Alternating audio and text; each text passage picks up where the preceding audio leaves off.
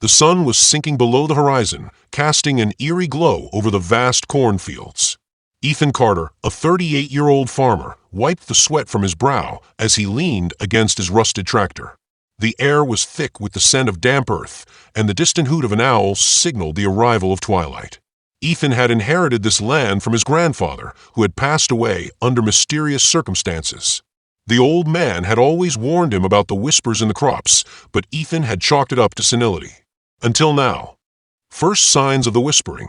That night, as Ethan lay in bed, he heard it, a faint rustling outside his window. He sat up, heart pounding, and peered through the glass. The cornfield swayed unnaturally, despite the stillness of the night. It wasn't the wind. It was something else. He stepped onto the porch, shotgun in hand, and listened. Then he heard it. A whisper.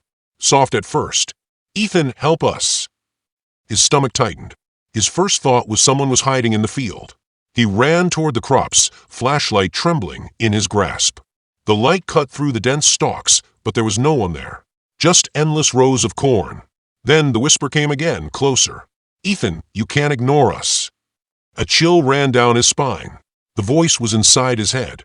The history of the land.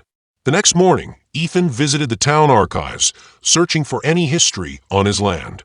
What he found made his blood run cold. In 1932, a family of 6 sharecroppers had vanished overnight. Their bodies were never found, but rumors suggested they had been sacrificed in a ritual by a secretive cult that once operated in the area. The cult believed in feeding the land with blood to ensure bountiful harvests. Ethan slammed the book shut. Could his land be cursed? The voices grow stronger. As days passed, the whispers intensified. Ethan started sleepwalking, waking up in the middle of the field without knowing how he got there. The whispers grew clearer, repeating one thing. Dig. Dig where the earth is blackest. One evening, unable to resist, Ethan took a shovel and went to the darkest patch of soil in his field. His hands trembled as he dug deeper and deeper. Suddenly, thunk. He hit something. Clearing the dirt, he uncovered an old wooden box, its surface stained dark red. He hesitated before prying it open. Inside, wrapped in rotting burlap, were bones. Human bones. His breath hitched. He had disturbed something that should have stayed buried. The nightmare begins. That night, Ethan's farm came alive. The crops whipped violently, despite there being no wind. Shadows darted between the stalks, whispering his name in hundreds of voices. His animals went berserk, screaming in terror.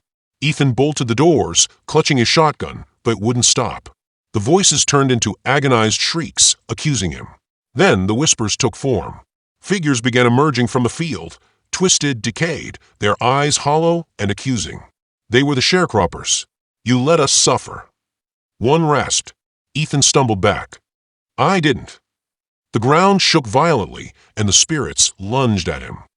A horrifying escape. Ethan grabbed a gasoline canister from a barn. His mind raced. If the land was cursed, maybe the only way to stop it was to burn the crops down. With trembling hands, he drenched the field in gasoline and flicked his lighter.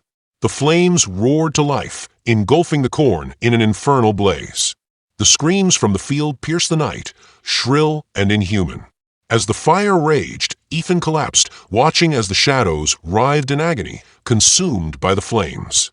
Then silence. The aftermath. By morning, the field was nothing but smoldering ashes. Ethan knew he couldn't stay. He packed his truck and left that cursed farm behind. But as he drove away, he glanced in the rearview mirror. The land was already turning green again, and somewhere, deep within the regrowing crops, a whisper carried on the wind. "You can't run forever, Ethan."